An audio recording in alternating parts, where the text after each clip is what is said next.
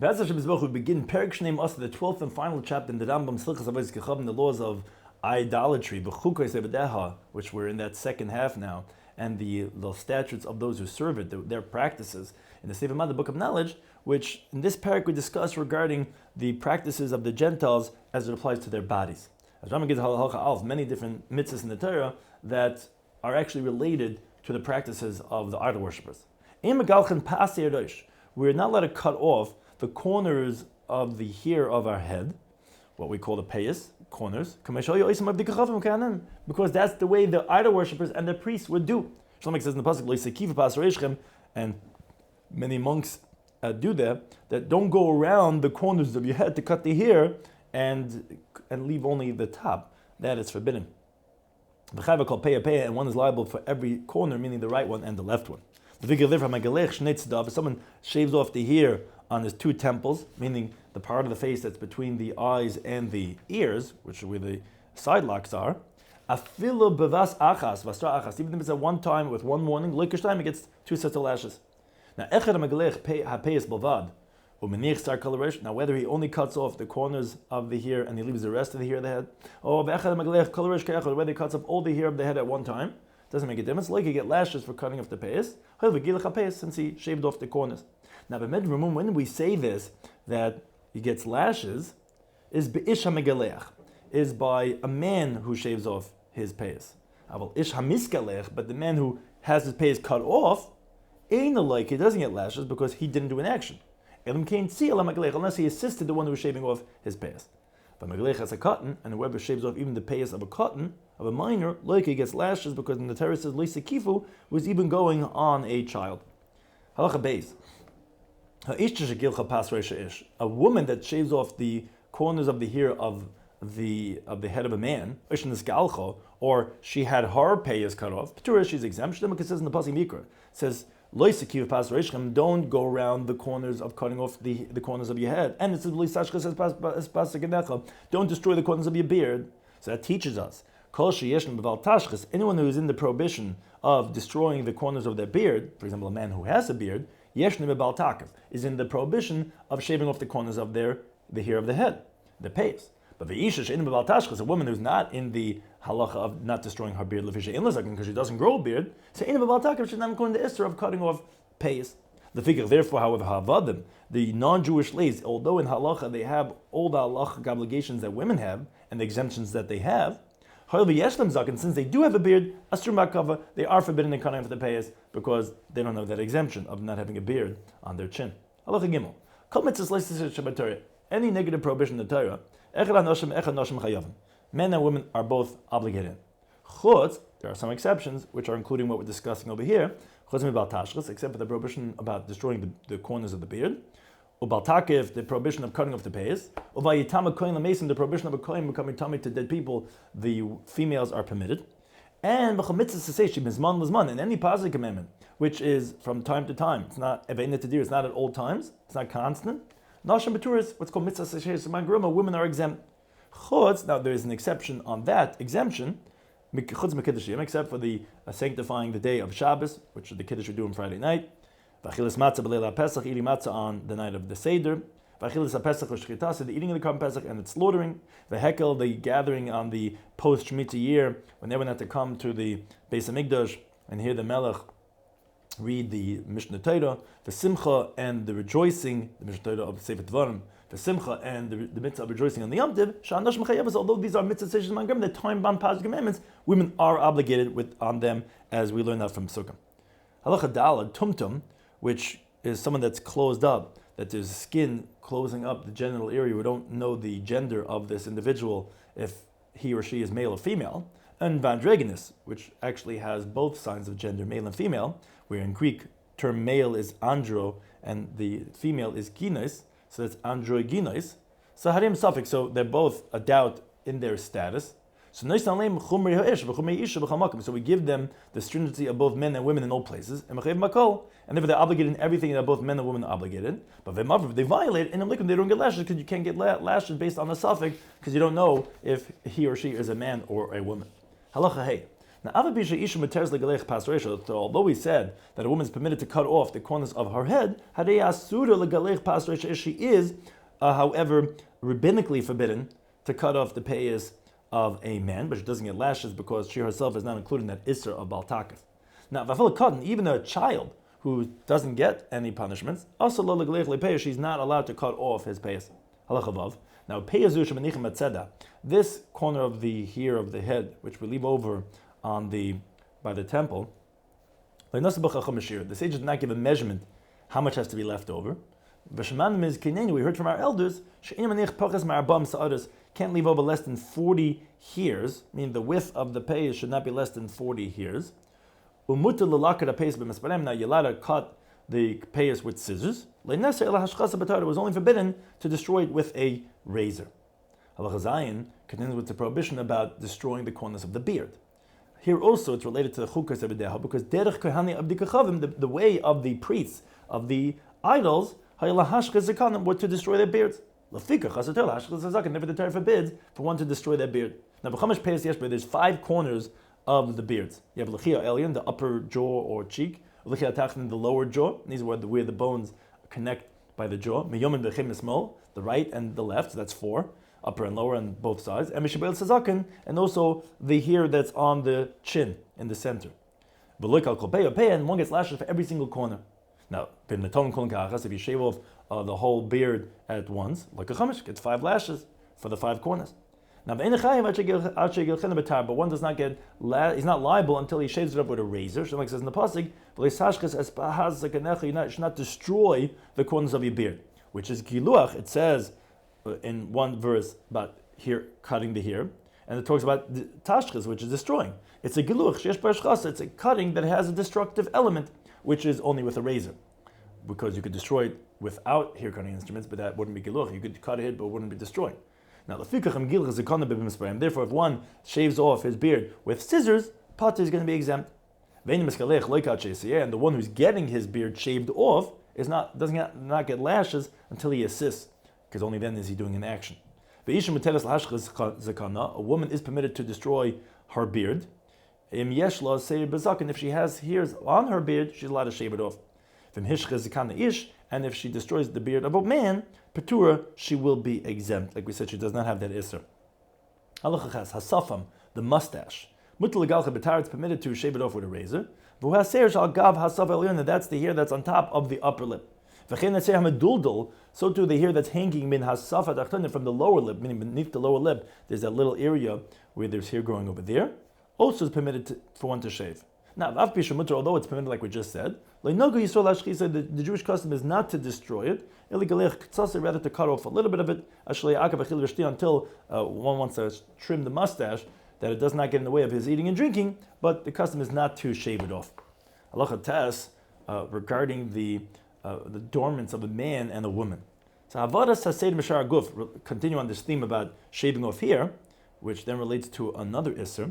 Avodas hased mishar guf, removing hair from the rest of the body, going beis hashechi, the armpits, the beis erva, in the general area. That's not biblically forbidden. Only from rabbinic law, because it's like the beautification that women do.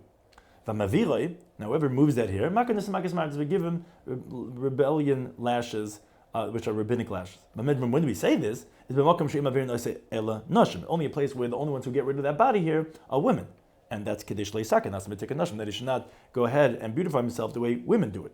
But in the place where they remove the hair, hanashim ba'anashim, men and women, if he removes it, we don't give him lashes. Now, mutal have a shar evarm, you're allowed to remove the hair of the other limbs of a person's body, but misparayim with scissors in all places. The problem is about shaving it off. Halacha yud, lo yisad isha adi ha'ish.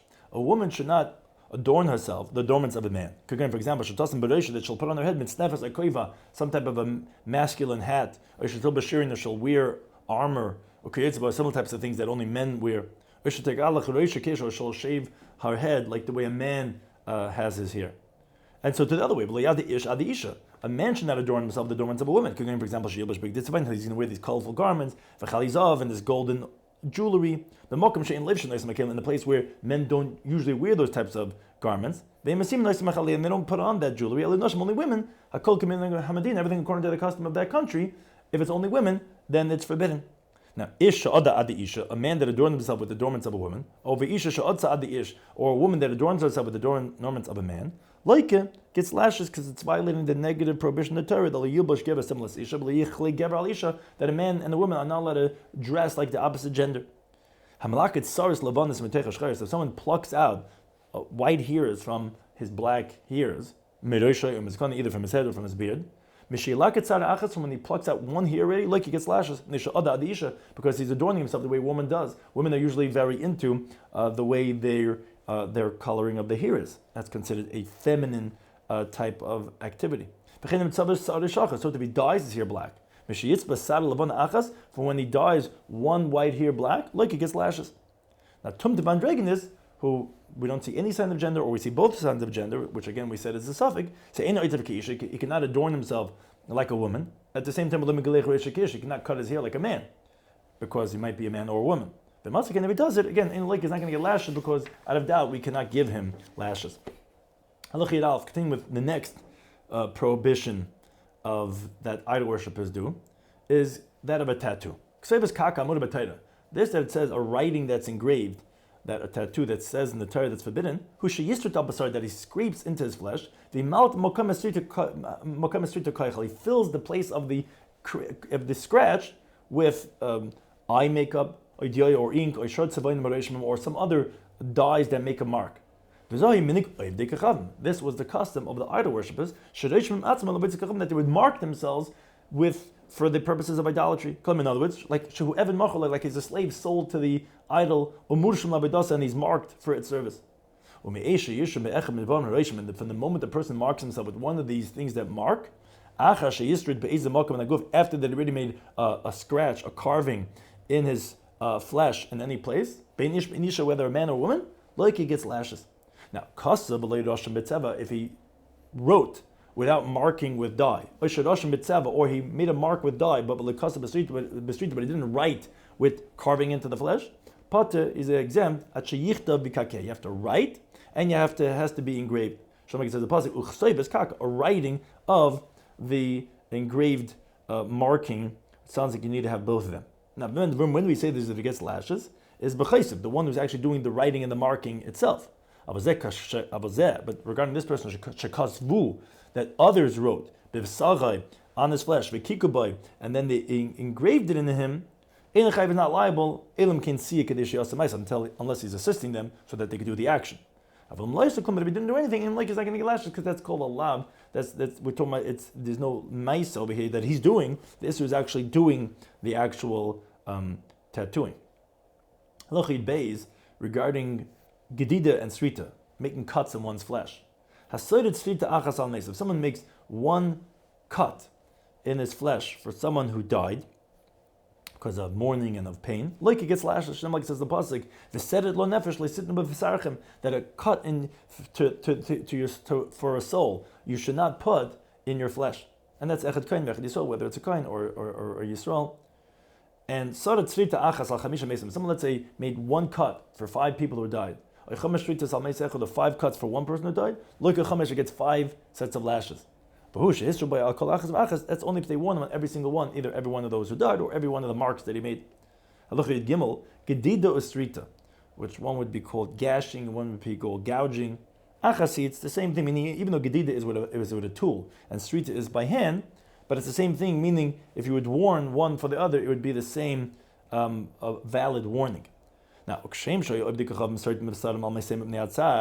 it come back to Avodah Zarah, where this talks about for a mess, and whereby Hilchos because just like the idol worshippers would be started just like they would carve into their flesh for their dead because of pain, so they would injure themselves for their Avodah Zarah. Shlomo says in the pasuk in Malachim, "He's going to do that they mutilated themselves kimishpatim like their laws." And the Torah also forbids this. Shlomo says in the pasuk in the Devarim, don't mutilate yourself, which is the term of gedida. Ella sha'al meis, rather on the dead person, bein sarid b'yadeh, whether he scrapes it with his hand, bein sarid b'kli, whether he scrapes with his vessel, loik gets lashes. So here the Rambam is differentiating. They're both practices that the idol worshippers would do, But the Isser in the Torah, if one does it for a dead person, he's going to get like lashes, whether he does it by hand or with a tool. But Avodas Kochavim for idolatry is only bekli with a tool chayiv malchus liable for lashes. But b'yad, if he does it by hand, potter, he's going to be exempt. Now included in this prohibition of loy tiskaidu, because it says, it doesn't say loy tiskaidu, it says loy tiskaididu, is telling us another halacha. They shouldn't have two courts in one city. This court conducts as one custom, and the other court conducts with a different custom. Because this caused great disputes amongst the Jewish people. From the word agudis. It's from the term of aguda. You shouldn't make yourself different groups and camps. Halacha continues with another prohibition, also regarding someone dying, making a bald spot. If someone makes a bald spot in his hair because of someone that died, like it gets lashes, like says in the pasuk, you should not place a bald spot between your eyes for someone who died. And that's echad yisov, echad kain, whether non-kain or a kain, shekadach alames, that creates a bald spot for a dead person. Only gets one set of lashes, which, don't make a mistake, although it says specifically by kahanim, it's going to be the same lashes as Yisrael, not another one. Now, if someone makes 4 or 5 bald spots for one person who died, look at he gets lashes the amount of bald spots that he makes. And that is as long as they warn him for every single bald spot that he makes. Now, whether someone makes the bald spot by hand or besam or some type of cream, or let's say he dips his fingers in this cream, and he puts it in 5 different places on his head at one time by putting his fingers down in different places. Since he made 5 bald spots, although it was one warning, like a chamish will get 5 sets of lashes. It could all happen at the same time. The warning is going on all those 5 actions. The liability is on the entire head, even though it says don't make the bald spot between your eyes. The whole head is kibein anam, like between the eyes, because it says in the pasuk in the Vayikol, don't make a bald spot on your head, and therefore it's not specifically between the eyes. The kamasheh hakarcha, and how much is the measurement of the bald spot? Kadesh Yidam Meroisha said you'll see from the head, because the hair is now not there anymore, kigris the size of a half a bean, which is a measurement of like 36 hairs, that will be cleared out here. That's the shear of a bald spot. If someone makes a bald spot on his head, or he scratches his flesh, let's say because his house collapsed, or his ship sank in the sea, pot is going to be exempt, because they're only getting lashes if he's doing it because someone who died. Or he's scratching, like we said, for the purpose of idolatry. Let's say someone makes a bald spot on his friend's head. Or if someone scratches his friend's flesh. Or if someone makes a tattoo in his friend's flesh. Now his friend was assisting in all these things. So when they're both doing it deliberately, they both get lashes. One did it by mistake, one did it deliberately. The one from the two of them that's deliberate, he'll get lashes. But the one who did it by mistake, he is going to be exempt.